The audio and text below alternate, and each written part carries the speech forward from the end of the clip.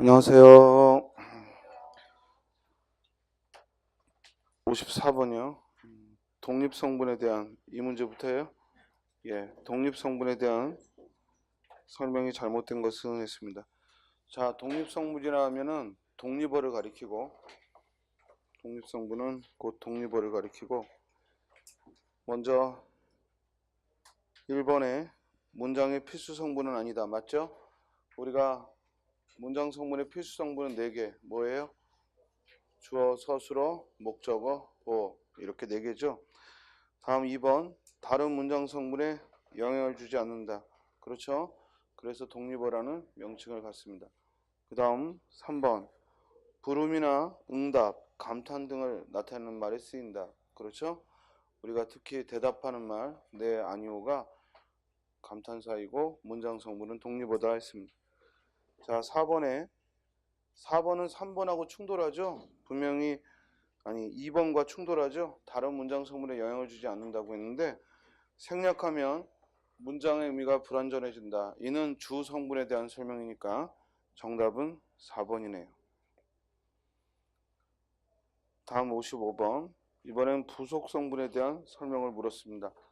부속 성분은 두 가지 뭐 있어요? 관형어와 부사어가 있죠. 관형어와 부사어가 즉 부속 성분에 속합니다. 먼저 1번 보어와 부사어가 해당한다. 틀렸지? 보어는 주 성분에 속하고 관형어와 부사어가 즉 부속 성분이죠. 2번 문장 내에서의 위치가 비교적 자유롭다. 부사어는 비교적 자유로워요. 부사어는. 그러나 일단 관형어는 반드시 체언 앞에 와야 되고 부사어도 위치가 자유롭다 하더라도 항상 피수식어 앞에 와야죠. 그래서 우리말은 항상 수식어가 피수식어 앞에 오는 특징을 갖습니다.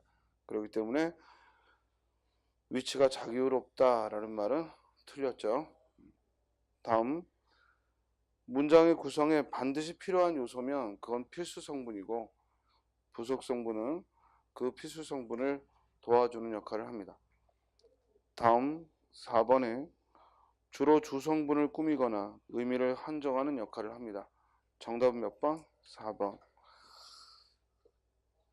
자, 다음 56번. 우리 국어의 문장 성분에 대한 설명으로 잘못된 것을 했습니다. 국어의 문장 성분은 7가지다. 맞죠? 주성분 4개와 부속성분 2개, 독립성분 하나, 모두 7가지입니다. 주성분이 아닌 경우에만 생략할 수 있다. 오히려 주성분의 경우 생략할 수 있죠. 예를 들어 목적어를 생략하고도 즉 밥 먹었니? 먹었어 하고 대답할 수 있으므로 즉 2번이 틀렸네요. 주성분, 부속성분, 독립성분으로 나뉘고 그리고 부속성분은 다른 문장 성분을 꾸며주는 역할을 합니다. 다음에 57번 문장의 구조를 물었습니다. 먼저 지금 1번부터 4번까지 모두가 서술어가 한 번씩만 등장해요. 그렇다면 이건 모두 혼문장이라는 얘기죠. 그러면 같은 혼문장 내에서 결국 다른 문장 구조와 다른 걸 묻는 건데 우리말에서 문장을 이루는 문장의 기본 문형은 서술어가 뭐가 등장하느냐에 따라서 달라집니다. 서술어가 동사가 오면 이를 동사문이라 하고 서술어에 형용사가 오면 형용사문이라고 하고 서술어에 명사 플러스 서술격 조사가 오면 이를 명사문이다 라고 해요. 결국 혼문장과 견문장을 구별하는 게 아니라면 같은 혼문장 내에서 즉 동사문인가 형용사문인가 명사문인가 이는 서술어에 따라 나누어지는 겁니다. 거기 1번에 이번에 만수가 등반대장이다 하면 이는 어디에 속해요? 명사문에. 즉 체험 플러스 서술교사 이다로 이루어졌으므로 체험 플러스 서술격 조사 이다로 이루어졌으므로 이는 명사문이다. 반면에 2번 영찬이는 일찍 집에 갔다라고 했으니까 이때 갔다는 동사문이고 또 아래에서도 떠든다 동사문이고 그리고 먹었다 동사문이므로 나머지 셋은 모두 서술어가 동사가 오는 동사문이죠. 정답은 1번입니다. 이 문제는 쉽긴 한데 여러분들이 늘 후문장과 견문장을 구별하는 이런 유형만 익숙하다 보면 문제가 물어보는 거를 찾는 게 아니라 내가 알고 있는 대로 찾다 보면 괜히 엉뚱하게 시간을 낭비할 수 있습니다. 항상 출제자가 뭘 물어보고 있는지 이걸 우리가 찾아내려고 문제를 봐야죠. 자, 거기 57번에 나와 있는 그 예문들의 문장 성분을 짧은 예문이니까 문장 성분을 모두 불러봅니다. 먼저 1번 서술어는 등반대장이다. 주어는 만수가. 그럼 나머지는 관형어 아니면 부사어죠. 즉 2번에 하고 에라는 부사규조사가 붙었으니까 이번에는 문장 성분이 뭐야? 부사어. 다음 2번 서술어는 갔다. 주어는 영찬이는. 그리고 필수부사어 즉 가다 하면 어디로 갔는지 그래서 집에 부사어죠. 그리고 일찍은 역시 부사어죠. 대신 일찍은 없어도 그만인 이미 부사어고 그리고 집에라는 말은 가다를 완성하는 필수 부사어가 되죠. 주의할 건 필수 부사어란 서술어가 그 부사어를 꼭 요구한다는 얘기지 그렇다고 필수 부사어가 필수 성분은 아닙니다. 우리가 문장 성분에서 주 성분, 부속 성분 하고 나눌 때 즉 이 필수 부사어는 그 서술어가 반드시 부사어를 요구한다 이런 의미의 문법 용어지 결코 필수 부사어라고 해서 필수 성분이 아니다. 알겠죠?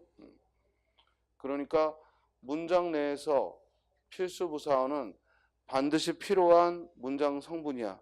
그러나 문법적으로 문장 성분을 구별할 때 부사어는 그것이 필수 부사어라 하더라도 부속 성분에 속한다라는 얘기입니다. 알겠죠?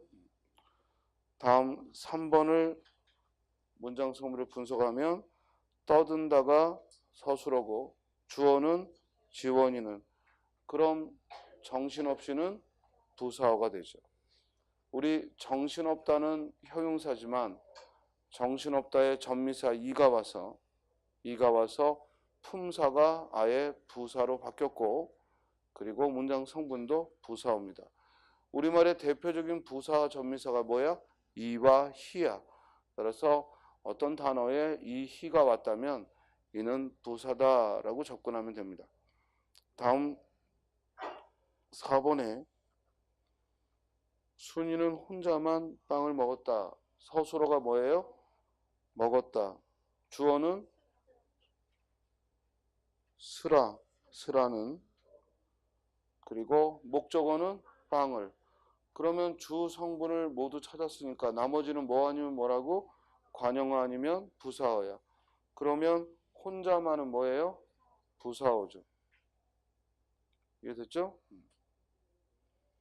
그리고 혼자의 품사도 부사죠.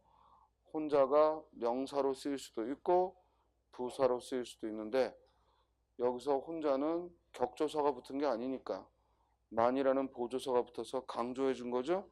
강조해 준 것이므로 즉 이때 혼자는 품사도 부사고 문장 성분도 부사어입니다. 자, 58번으로 갑니다. 다음 중 관계 관용절이 아닌 거. 자, 관용절 안에는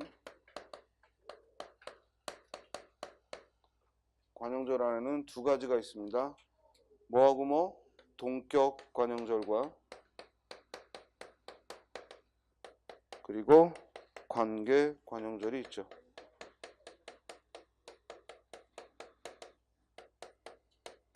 자, 관용절이란 관형용어미 니은이나 또는 리을로 활용한 것, 즉 용언이 관형용어미 니은이나 리을이 붙어서 즉 관형어 역할을 하는 문장이라 관형절이라고 하는데, 그 관형절이 체언을 꾸밀 때 그 체언과 그 관형절이 같은 내용을 가리킬 때 이걸 동격 관형절이라 하고, 반면에 그 체언이 그 관형절과 문장을 이루면 이걸 관계 관형절이다 라고 부릅니다. 그렇죠? 자, 그러면 1번 봐요. 관형절이 어디 있어요? 관형절은 맛있는 치맥 할 때 맛있는이 비록 한 단어지만 치맥과 문장을 이룰 수 있으므로 치맥이 맛있다 라는 얘기니까 이때 맛있는은 관형절이고, 그리고 관형절 중에서도 무슨 관형절? 관계 관형절이죠. 즉 치맥이 맛있다는 얘기입니다. 따라서 맛있는은 관계 관형절이고, 치맥은 맛있는에 뭐가 될 수 있다? 주어가 될 수 있죠. 치맥이 맛있다지 치맥을 맛있다가 아니지, 치맥이 맛있다니까 주어 역할을 할 수 있는 거지. 그러면 금요일에는 뭐예요? 부사어죠. 금요일에는 부사어죠. 다음 2번, 내가 그린 그림이 상을 받았다. 여기서 관형절은 뭐예요? 내가 그리니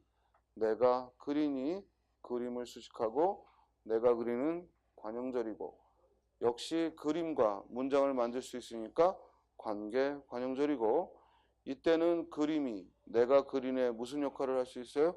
목적어 역할을 할 수 있죠. 그림을 그렸다, 목적어 역할을 할 수 있습니다. 다음 3번, 오후에 들른 서점에는 사람이 많았다. 그럼 여기서 관형절은 오후에 들른이 서점을 꾸미고, 그렇다면 이때도 그 서점과 오후에 들르다가 문장을 이룰 수 있죠. 이때는 서점에 들르다죠.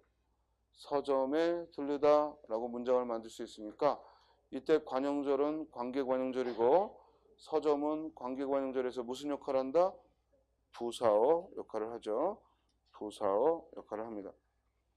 4번, 그가 합격했다는 사실은 회사에 알려져 있다.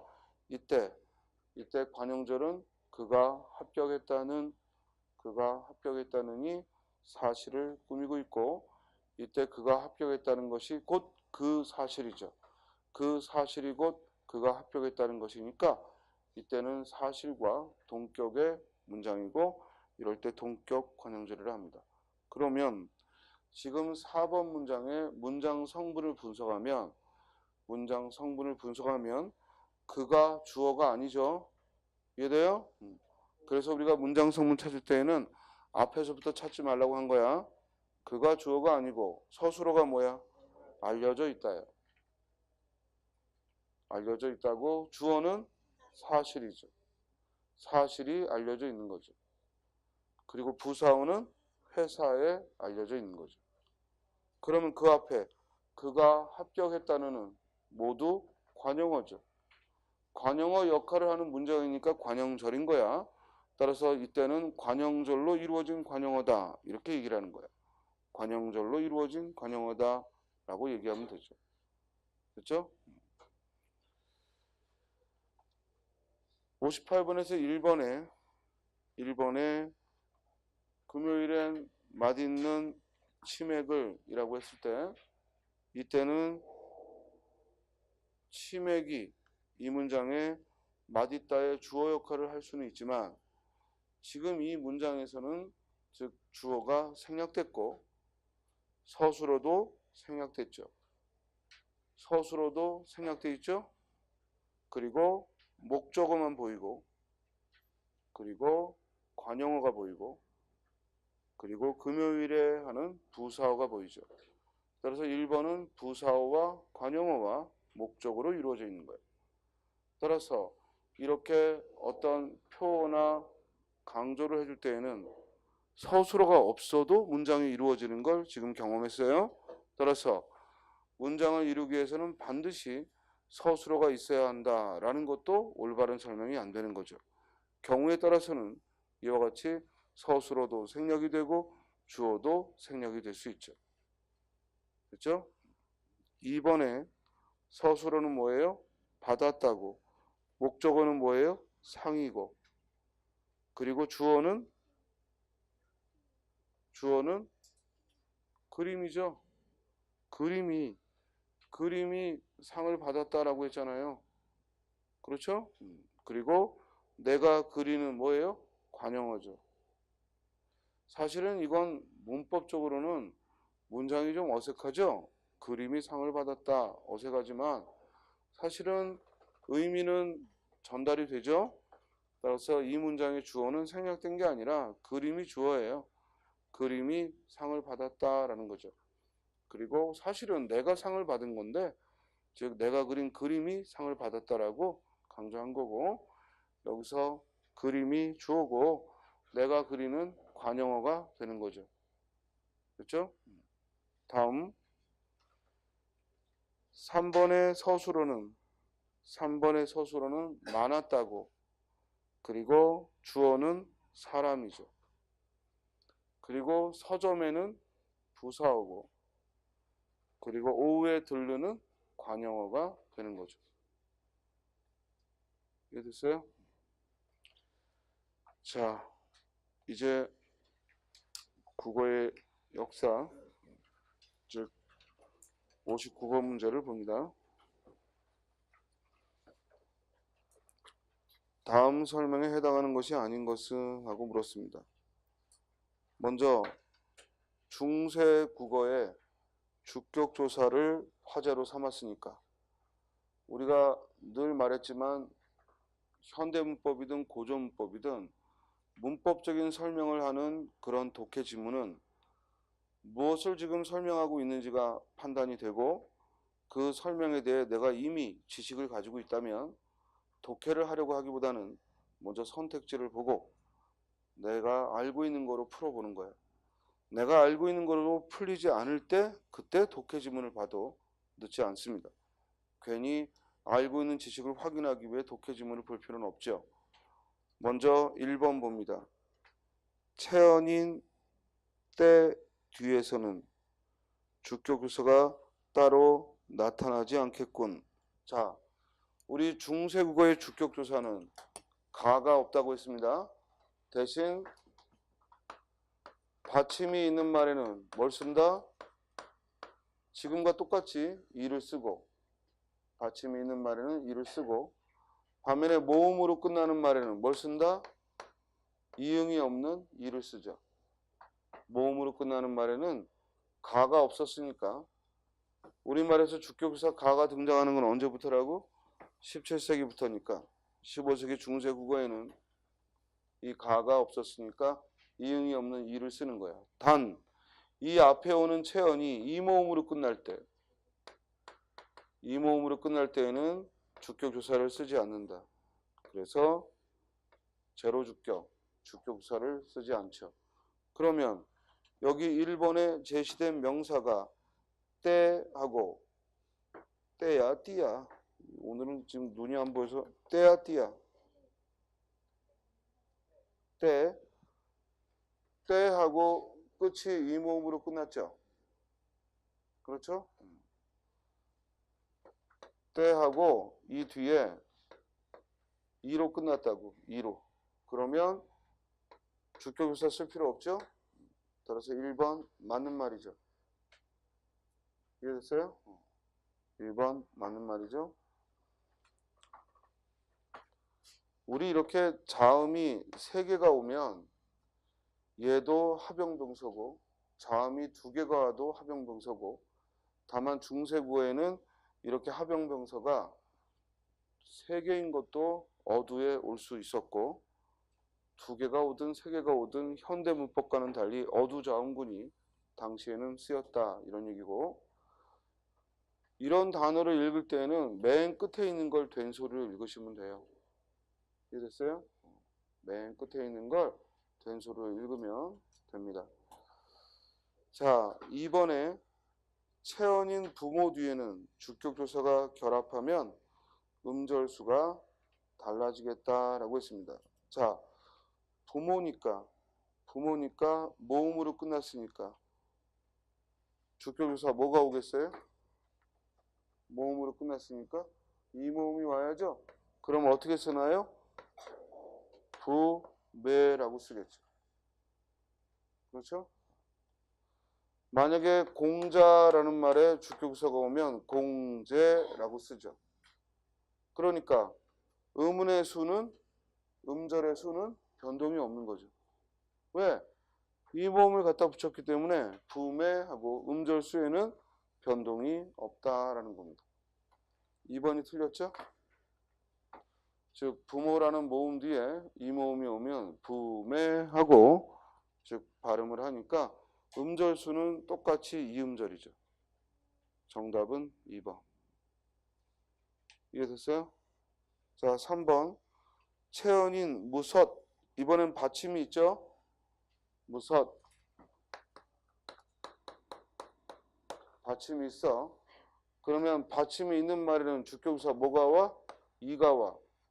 그런데 당시에는 체언과 조사를 구별하여 적는 게 아니고 연철 표기를 해야 되니까 결국 무서시라고 표기하겠죠. 따라서 3번 맞는 말이죠. 즉 이 문제를 해결하기 위해서는 당시에 표기 규정이 연철 표기라는 것도 떠올려야지. 연철 표기이므로 무서시라고 표기하겠죠. 다음 4번 체언인 소태. 주격조사가 붙은 형태와 그리고 소리라는 말에 주격조사가 결합된 형태는 곧 동일하겠군이라고 했죠. 자, 무슨 말이냐면 솔이라는 말에 소치 아니라 솔은 받침이 있으니까 주격조사 이가 오겠지. 그런데 당시에는 15세기는 연철 표기니까 어떻게 썼겠어? 소리라고 썼겠죠. 그러므로 원래 체언인 소리하고 여기에는 주격조사가 이 모음이니까 제로 주격 아무것도 안 쓰니까 결국 동일하겠다 이 설명이에요. 맞아요? 틀려요? 맞죠? 자, 이 59번 문제를 정확히 지금 선생님이 설명한 걸 이해하면서 여러분들이 답을 2번으로 정확히 썼다면 그 친구는 고조문법 실력은 충분한 겁니다. 난이도가 굉장히 높은 문제였고 만약에 방금 설명한 것과 답까지 모두 일치했다면 정확히 공부하고 있는 거고 복습을 잘 했다라고 할 수 있죠. 됐어요? 반면에 이 독해 지문을 열심히 읽고 그래서 답을 2번을 찾았다면 그것도 반쯤은 성공한 거고. 됐어요? 자, 본문 봐요. 중세국어. 자, 우리가 중세국어 하면 원래는 언제부터 언제까지야? 고려부터 조선 전기역까지가 원래는 중세국어의 시기야. 그러나 일반적으로 시험에서 중세국어하고 말할 때에는 15세기 국어를 가리켜요. 특별한 이유가 없는 한 중세국어 하면 15세기 국어를 가리키는 겁니다. 알겠어요? 그러나 엄밀하게 국어의 역사를 말할 때 중세국어는 시기상으로 고려부터 조선 전기어를 가리키는 거고 17세기 이후 조선 후기어는 근대국어라고 하는 거고 1894년 갑오개혁 이후는 현대국어라고 이야기를 하는 겁니다. 알겠죠? 그리고 고려 이전은 뭐라고 부르죠? 고대국어다라고 불러요. 그래서 중세국어를 보다 엄격하게 이야기할 때에는 고려를 전기 중세국어라고 하고 그리고 조선 전기어를 후기 중세국어라고도 부릅니다. 그러나 그런 특별한 구별이 없이 일반적으로 중세국어라고 했을 때는 훈민정음이 만들어졌던 15세기 국어를 떠올리시면 됩니다. 자, 본문 보면 중세국어 곧 15세기에는 주격조사의 가장 큰 특징이 현대국어와 달리 가가 없다는 사실이다. 오직 이만이 있었는데 이것도 앞에 오는 체언의 형태에 따라 세 가지로 달리 실현되었다. 주격조사가 온전하게 이로 실현되는 경우는 체언이 자음으로 끝날 때다. 이 말은 곧 받침이 있는 말이다 이 뜻이죠. 그리고 이때 체언 끝에 오는 자음은 연철하기 때문에 연철하여서 하나리와 같이 표기한다. 즉 하날이라는 명사와 주격조사 이가 만났을 때 지금은 분철을 하니까 체언과 조사를 구별해서 미리 적지만 당시에는 연철 표기를 했으니까 즉 체언과 조사의 구별 없이 하나리라고 적는다라는 얘기입니다. 이해됐죠? 자, 다음 만약 앞에 오는 체언이 단모음 이나 또는 이계열, 에, 왜, 위 등과 같은 모두 끝이 이모음으로 끝나죠. 이때 이와 같은 이중모음으로 끝나면 이 당시에 에, 왜, 위는 이중모음입니다. 이거 기억나요? 우리가 현대국어 같이 에, 왜, 위가 단모음 10개 포함되는 건 현대에 와서고 이 당시 15세기 때의 단모음은 에, 왜, 위가 포함되지 않아요. 그래서 이중모음이라고 설명한 거예요. 이해돼요? 자, 먼저 에와 에가 앞에 있는 두 개 에와 에가 단모음에 포함되는 건 언제라고? 17세기. 근대 국어에 에와 에가 단모음에 추가되고 그리고 끝에 있는 두 개 왜와 위가 단모음에 추가되는 건 언제? 20세기. 현대 국어에 와서라고. 기억납니까? 자, 따라서 이와 같이 단모음 이나 에, 왜, 위에 이중모음이 오면 주격조사는 나타나지 않고 체언이 이로 끝나므로 주격조사 이와 형태가 중복되어서 표면에 안 드러나는 것입니다. 앞에 오는 체언이 이나 에, 왜, 위 이외의 모음으로 끝나면 주격조사는 그 모음과 결합하여 한음절을 이룹니다. 가령 가마라는 명사, 벼라는 명사, 어느라는 명사 뒤에 주격조사가 결합하면 감에, 배, 어니 하고 한음절로 표기한다. 따라서 아까 설명했던 것, 즉 이를 풀어서 쓰고 있는 겁니다. 그러니까 우리가 이미 이 지식을 알고 있다면 굳이 읽을 필요가 없었던 지문이고 설령 이걸 몰랐다 하더라도 이 지문을 읽고 이해했으면 답은 찾을 수 있습니다. 다만 시간이 오래 걸리겠죠. 근데 여러분들이 내가 이 지문까지 열심히 읽었는데 답을 못 찾았습니다 하는 건 이해력이 없는 거지. 그러니까 이해하려고 애를 써야 되고 그때 여러분들이 빨리 느껴야 하는 건 뭐냐면 지금 시험이 얼마 안 남았는데 이런 것도 이해 못한다고 난 떨어질 거야 이렇게 생각하는 게 아니라 내가 어떤 부분을 지금 이해 못하고 있는지 그걸 보완하라는 얘기야. 이해돼요? 항상 시험장 나올 때까지 여러분들은 부족한 처지야. 결코 자만하면 안 되고 어떤 문제를 지금 연습하면서 틀렸을 때에는 그걸 보완하라고 지금 공부를 하는 거지 틀렸다고 속상하고 올해 시험은 안 되겠어 이러라고 하는 게 아니라고. 그러니까 설령 이 지문을 열심히 읽고 기억한 것이 떠오르지 않더라도 이 지문을 읽었는데 내가 답을 못 찾았다 하면 어떤 부분이 이해가 지금 부족한지 혹시 주격조사라는 이 표현부터 내가 지금 모르고 있는 건지 이건 학생들마다 각자 다를 거 아니에요. 그 자신이 부족한 걸 빨리 보완해야 된다고. 됐어요?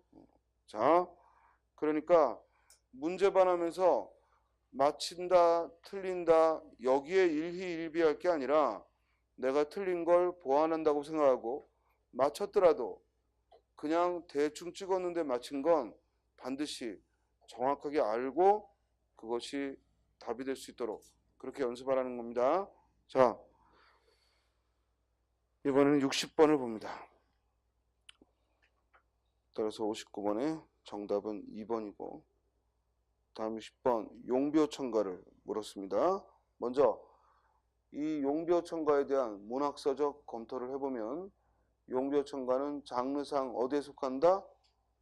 장르상 교술갈래에 속하고 교술갈래 중에서도 악장입니다. 교술갈래 안에서 악장에 속하죠. 그러면 교술갈래 안에서도 악장문학에 속하고 그러면 이 악장문학이란 뭐다? 궁중음악의 노랫말이야. 즉 궁중에서 불렀던 음악의 노랫말이 바로 악장입니다. 그러니까 용비어천가는 노래 가사였다는 얘기야. 우리 정통 궁중음악의 노래 가사였다는 얘기입니다. 그리고 이 악장은 조선왕조가 만들어지고 조선왕조 창업의 정당성을 드러내고 조선왕조가 무궁하게 발전하기를 원하는 그런 마음에서 목적성을 가지고 지어졌기 때문에 이 악장문학은 15세기 그 중에서도 세종 세조 때 지어지고 자취를 감춥니다. 그러니까 악장문학은 아주 우리 문학사에서 가장 단명한 문학이다 이 말이야. 가장 짧게 지어지고 없어졌다 이 말이지. 이해돼요? 다음 용비어천가의 국어사적 의의를 찾아보면 용비어천가는 훈민정음으로 지은 최초의 창작품입니다. 즉 아직 훈민정음을 반포하기도 전에 훈민정음이라는 새로운 문자를 시험해보기 위해서 지은 노래가 용비어천가예요. 그래서 용비어천가가 국문으로 완성된 건 언제예요? 훈민정음 반포 전인 1445년이야. 우리가 훈민정음이 반포된 게 언제야? 46년이지. 따라서 그 반포하기 전에 충분히 훈민정음으로 우리 문자를 표기할 수 있는지 연습했던 문학이 용비어천가라고. 따라서 이 용비어천가의 한글 국문 표기가 완성된 건 45년이고 이 용비어천가를 이제 한문으로 주석을 달아서 설명을 붙인 걸 발표한 건 47년이야. 이해돼요? 이걸 정확히 이해해야 돼. 용비어천가는 먼저 국문으로 지어진 거야. 한글로 지어졌다고. 그런 다음에 이걸 세상에 발표할 때에는 한문으로 설명을 붙였다고. 그리고 한문으로 번역을 했고 그런 한역가와 한문 해설을 붙인 게 한역가와 한문 해설을 붙인 건 47년이라고. 지금 무슨 말인지 알겠어요? 월인청강지곡이나 석보상절 이런 것들은 원래가 한문으로 쓰여 있는 그런 글을 한글로 작업을 했다면 용비어천가는 처음부터 한글로 지었고 그리고 그걸 한문으로 그 후에 옮겼다는 거야. 심지어 훈민정음의 해설서인 훈민정음 언해본도 먼저 훈민정음 해례본은 한문으로 설명을 해놓고 나중에 한글로 옮겼다고. 그런데 용비어천가는 처음 지어질 때부터 뭐로 지었다고? 한글로 지었다고. 시험에 여러 번 물었던 거야. 나머지 문헌들은 모두 한문으로 먼저 지어진 걸 한글로 옮겼다면 용비어천가는 처음부터 한글로 지었어. 그 이유가 뭐라고? 바로 훈민정음을 시험해보기 위해서. 그러다 보니까 이 용비어천가는 가장 먼저 한글로 지어진 노래이기 때문에 15세기의 문법이 철저하게 지켜지지 않아. 즉 이것도 해보고 저것도 해보고, 그래서 어떤 데서는 연철을 썼다가 어떤 구절에서는 분철도 나왔다가 또 어떤 구절에서는 받침이 팔종성에 해당하다가 또 어떤 단어에서는 팔종성을 벗어나다가 이러더라도 우리가 놀랄 필요가 없다. 그 이유는 용비어천가는 아직 훈민정음을 써먹기도 전에 이게 과연 되나 하고 시험해본 용도가 있기 때문에 얼마든지 15세기 표기하고 어긋나 있는 표기들이 나올 수 있다, 이런 얘기입니다. 됐습니까? 자, 또한 이 당시에 한자음의 표기는 우리가 훈민정음 언해본 배우면서 15세기 세종 세조 때 한자음 표기는 어떤 표기를 썼다고 그랬어? 동국정음식 한자음 표기로, 즉 현실음이 아닌 뭐야? 이상음을 썼다고 했는데 용비어천가에는 적용이 안 됩니다. 왜냐? 용비어천가는 동국정음식 한자음 표기가 나오기 전에 지어진 거예요. 그러니까 용비어천가에는 현실음이 써있지. 거기 한자 천세만 썼잖아. 만약에 동국정음식 한자음 표기였다면 어떻게 해야 돼? 세자 밑에 받침을 적었겠지. 지금 이 설명 이해했어요? 중요한 겁니다. 이건 암기가 아니야. 이해하면 되는 거야. 왜 이 용비어천가는 동국정음식 한자음 표기가 적용되지 않았는지. 왜냐면 동국정음이라는 책보다 먼저 나왔다는 것이고. 그리고 왜 용비어천가는 가장 먼저 훈민정음으로 지어졌는데도 불구하고 연철표기, 분철표기가 섞여 있는지. 그건 아직 문법이 자리 잡기 전에 이것저것 시험을 해본 성격을 갖는다는 얘기입니다. 알겠어요? 자, 다음에 용비어천가는 악장으로서 궁중의 음악의 노랫말이라고 했는데, 궁중의 음악의 노랫말이니까 1절, 2절, 3절 이렇게 분절돼 있겠죠? 그럼 용비어천가는 전체가 어느 정도냐? 125절이야. 즉 125장으로 돼 있어. 그럼 노래 부를 때마다 125장을 다 연주할 수는 없겠지. 그래서 일부만 연주를 했고, 그 중에 공통적으로 늘 연주하는 게 1장, 2장, 125장은 항상 공통적으로 연주를 했어요. 자, 그러면 그 전체 125장을 이제 의미상 나누면 세 부분으로 나눈다고 했어. 먼저 서사 부분, 그리고 본사 부분, 그리고 결사 부분. 전체 125장을 서사와 본사와 결사로 구별을 짓는다라는 얘기입니다. 그래서 서사는 1장과 2장을 서사라 하고, 이 부분은 조선 창업의 정당성과 발전을 기원해서 개국송이다라고 평가하고, 본사는 3장부터 109장까지를 우리가 본사다라고 하고, 이 부분이 본사니까 의미상 가장 중요한 게 들어있는 거지. 그렇죠? 바로 6조의 업적이 여기 나열되기 때문에 이를 사적찬이다. 즉 여섯 임금의 역사적 업적을 예찬하고 있기 때문에 사적찬이다라고 말합니다. 다음에 결사는 110장부터 125장까지 이를 결사라 하고, 이 부분은 이제 후대 왕들에게 교훈을 주기 위해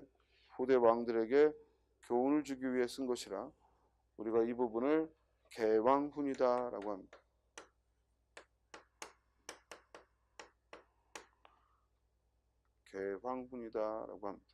개왕훈이다.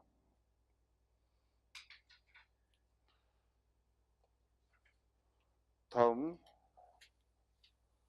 방금 용비어천가는 용비어천가는 악장의 즉 궁중음악의 노랫말로서 악장이라고 명칭을 붙인다고 했고, 그러면 이 노래 가사가 실려 있는 음악의 이름이 있을 거 아니에요.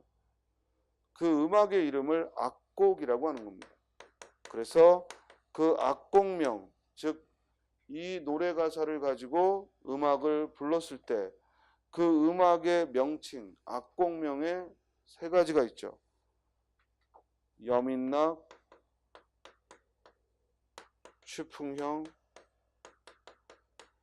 치화평.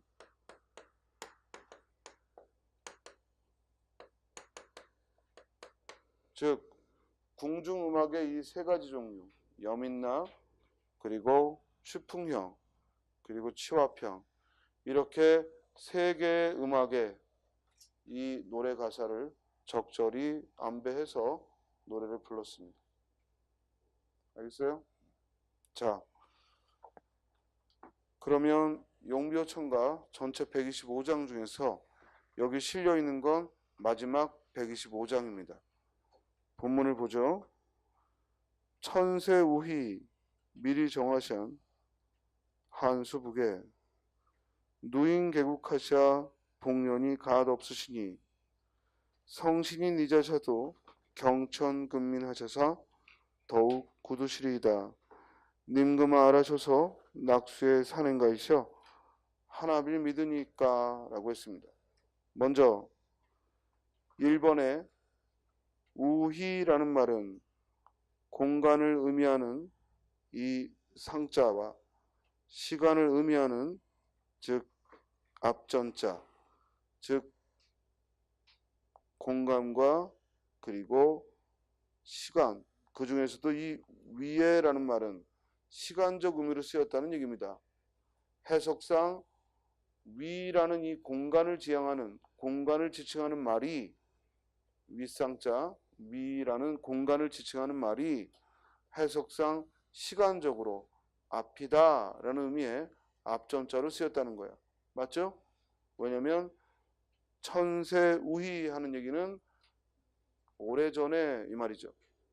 아주 오래전부터, 따라서 시간적으로 앞에 일어난 일이다 라는 뜻입니다.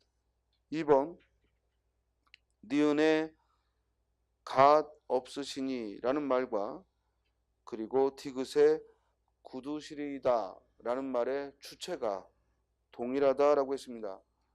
자, 끝이 없을 거다라는 기억에, 즉 니은에 그 운수가 끝이 없을 거다 하는 거에 주어도 조선왕조고, 또한 디귿에 더욱 굳어질 거다, 더욱 단단해지고 굳어질 거다 라는 말에 주어도 조선왕조죠. 따라서 2번도 맞죠. 다음 미음에 임금아 할 때 이 임금은, 이때 하는 높임의 혹격조사라 임금이시여 라고 해석해야죠. 임금이시여. 이때 임금은 조선을 건국한 육조를 칭한다. 맞다 틀리다? 틀렸다. 왜? 이때 임금은 누구야? 후대 왕들이지. 앞으로 왕위를 계승할 후대 왕을 의미하는 거지. 이해됐어요? 앞으로 왕위를 계승할 후대 왕들을 의미합니다. 따라서 정답 몇 번? 3번.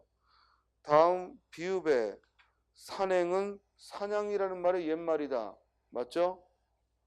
지금 스님이 문제를 푼 건 여러분들이 용비어천가를 해석할 수 있다는 걸 전제하고 푼 겁니다. 시험장에서 해석을 못하는데 이 문제 못 풉니다. 알겠습니까? 늘 얘기하지만 고전은 뭐야? 알고 가야 한다고 그랬어요. 거기 가서 해석 못합니다. 해석한다 하더라도 뭐야? 시간 너무 오래 걸립니다. 알고 가야 돼. 그래서 항상 여러분들이 공부하면서 만났던 고전은 모두 알고 가야 돼. 그래서 시험장에서 그걸 보면 그 자리에서 해석하는 게 아니라 빨리 선택지 보고 맞냐 틀리냐를 판단해야지 거기서 해석하고 있을 시간은 없다고. 자, 정답은 몇 번? 3번. 자, 본문 봅니다. 천세우희 하면은 아주 오래전에 우리가 고전 문학에 뭐 100이나 1000이나 만이나 이런 숫자가 나오면 구체적인 100, 1000만을 가리키는 게 아니라 많은, 아주 많은, 아주 많은 이런 의미야. 알겠어요? 따라서 천세우희 하면 아주 오래전부터 미리 정하샨, 이때 정한이라고 하지 않고 정하샨 샤라는 높임 선어말 어미를 썼죠? 그러면 이렇게 아주 오래전부터 한양을 도읍으로 정한 사람은 높여야 될 사람이란 얘기야. 그러면 이렇게 아주 오래전부터 한양을 도읍으로 정한 건 누구냐라는 거야. 그게 바로 1장에 나오는 육조야. 바로 여섯 임금. 따라서 정하샨의 주체는 육조죠. 지금 계속 육조라고 말하는 육조는 누굴 말하는 거야? 세종 이전에 여섯 임금을 말해. 그런데 세종 이전에 우리가 특출한 왕은 둘밖에 없어. 태조와 태종. 그죠? 중간에 있는 문종이나 그 후에 단종은 지금 얘기할 게 아니고 세종, 즉 태조, 태종밖에 없다고. 그런데 나머지 4명은 뭐냐? 원래 새로운 왕조를 창업하면 그 정당성을 위해서 그 아버지, 그 할아버지, 증조, 고조까지 모두 선왕으로 추대를 해. 이해돼요? 그런 선왕으로 추대하는 작업을 한다고. 따라서 이때 여섯 임금은 목조, 익조, 도조, 환조, 이건 다 선왕들이야. 그리고 태조, 태종, 이렇게 여섯 임금을. 원래 이 조라는 말은요, 왕손이 바뀔 때만 씁니다. 이해됩니까? 정조라고 한 건 정조 반정을 통해서 임금의 피가 바뀌었기 때문에 쓰는 거야. 세조라고 한 건 조카를 내보내고 임금의 피가 바뀌었기 때문에 조라는 걸 쓰고, 그러나 나머지 그 피를 이어갈 때는 종자를 쓰죠. 이해돼요? 그래서 태조, 태종. 세종도 아무리 위대해도 태종의 아들이기 때문에 세조라고 하지 않고 뭐야? 세종. 이해돼요?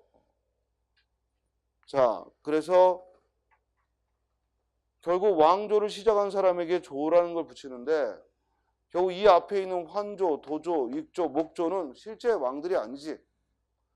여기서 실제 왕은 이성계 한 명이고, 이성계 아버지, 할아버지, 증조, 고조를 모두 선왕으로 추대한 거야.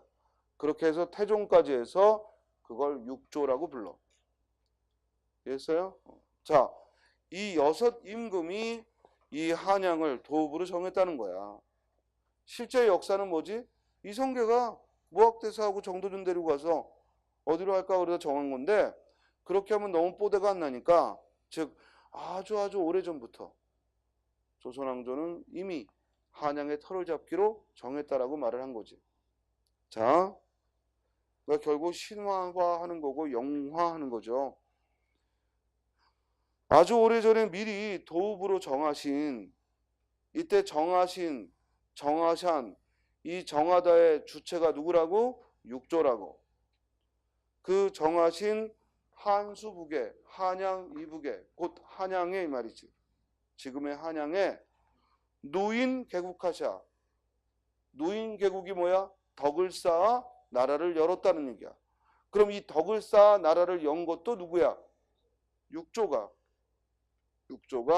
그렇게 했다는 거지. 덕을 쌓아 나라를 여니 복년이 왕조의 운수가, 복년이란 왕조의 운수를 말하죠. 왕조의 운수가 갓 없으니 끝이 없을 거다. 끝이 없으리니 성신이 니자샤도. 이때 성신은 곧 앞으로 나올 훌륭한 왕들이, 앞으로 계승할 훌륭한 왕들이 니자샤도 이어도 왕위를 계승해도 이 말이지. 니자샤도 계승해도 이때 니자샤도 즉 계승한다는 의미의 주체는 성신이지. 즉 후대 왕이 왕위를 계승하셔도 경천근민해야. 경천근민 바로 이 글의 핵심어지. 하늘을 공경하고 백성을 보살핀다 이 말이야. 하늘을 공경하고 백성을 보살피셔야 더욱 굳어질 겁니다. 더욱 굳어질 겁니다. 뭐가? 조선왕조가 더욱 굳어질 거다 이 말이야. 그러면 거기 경천근민 하샤사에서 샤도, 경천근민 하샤사에서 샤도 뭐 때문에 쓴 거야? 누구를 높여서? 이때 경천근민 하샤사의 주체는 누구야? 성신이지. 성신이 할 행동이지. 이걸 정확히 이해해야 돼. 더욱 굳어질 것입니다. 자, 이렇게 해서 두 줄로 내용을 모두 썼어. 근데 마지막 한 줄을 더 붙였어.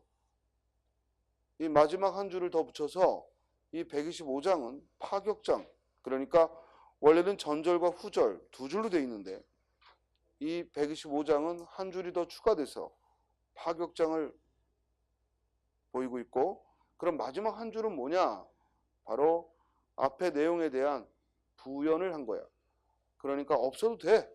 이 부분은 없어도 되는데 앞에 내용에 부연해서 뭘 들어줬다고요? 마지막은 뭘 들어준 거야? 처음 배우는 척 하지 말고 다 배운 건데 마지막 구절은 뭘 들어준 거야? 태광왕의 고사를 들었다고 했잖아. 중국의 태광왕의 고사를 들어준 거야.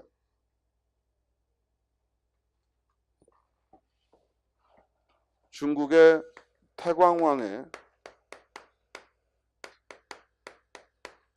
고사를 든 거야. 따라서 이때 임금이시여 아십시오 할 때 이 임금은 후대 왕들이지만, 후대 후손 왕들이지만 낙수에 사냥 가서 하나벌 믿었으니까 하는 이 낙수에 사냥이나 다녔던 놈은 우리 임금이 아니라 중국의 태광왕을 말한다고. 즉 중국의 태광왕은 할아버지 우왕이 나라를 열고 나라를 튼튼하게 해놓으니까 그 아버지 때까지 태평천하를 누렸는데 이 손자 때에 와서 이 태광왕은 아버지 할아버지를 믿고 계속 사냥만 다닌 거야. 그러다 결국에는 왕위에서 쫓겨났죠. 이해돼요? 따라서 이 태광왕의 고사를 들어서 우리 후대 왕들에게 뭐로 삼으라는 거야? 태광왕의 고사를 주고 결국 우리 왕들에게 이 태광왕의 사례를 뭐로 삼으라는 거야? 타산지석으로 삼으라 이 말이지. 타산지석의 본보기로 삼으라 이 말이야. 우리가 다른 사람이 잘한 걸 본보기로 삼으면 뭐라고 해? 귀감이라고 하는 거고, 다른 사람이 잘못한 것으로 본보기를 삼으면 뭐라 한다? 타산지석이다 라고 하지. 따라서 마지막 구절은 태광왕의 고사를 들어서 타산지석의 교훈을 삼아라 하는 내용을 쓴 거야. 그러니까 이 글에서 없어도 되는 구절은 마지막 줄이야. 자, 그럼 이 글의 주제는, 125장의 주제는 바로 후대 왕들에게 경천근민하라는 거지. 후대 왕들에게 경천근민하라라고 하는 거야. 경천근민이 무슨 뜻이라고? 하늘을 공경하고 백성을 보살피라 하고 후대 왕에게 교훈을 주는 내용이다 이 말이에요. 이해했어요? 자, 한 번 더 내용 생각하면서 읽어봅니다. 천세우이 미리 정하시한 한수북에 누인 개국하샤 복년이 갓 없으시니 성신이 니자샤도 경천근민하샤사 더욱 굳으시리다. 님금아 알아셔서 낙수의 산행가이셔 하나빌 믿으니까 아주 오래전에 미리 도읍으로 정하신 한양에 덕을 쌓아 나라를 여시니 왕조의 운수가 끝이 없으리니 훌륭한 후대 왕이 왕위를 계승해도 하늘을 공경하고 백성을 보살펴야 조선왕조는 더욱 굳어질 것이다. 임금이시여 아십시오. 낙수에 사냥이나 다니면서 할아버지를 믿었습니까? 이해서요? 방금 스님이 한 대로 항상 공부한 후에는 고전은 먼저 원문 그대로 읽어보고 다음에는 현대어로 여러분들이 이해한 대로 해석을 해보고 이게 복습이야. 무슨 말인지 알겠어요? 그래야 시험장 가서 이걸 하나하나 해석하는 시간을 줄일 수 있습니다. 자, 60번의 정답은 몇 번? 알고 나면 쉽죠? 3번입니다. 자, 잠깐 쉬었다 하죠.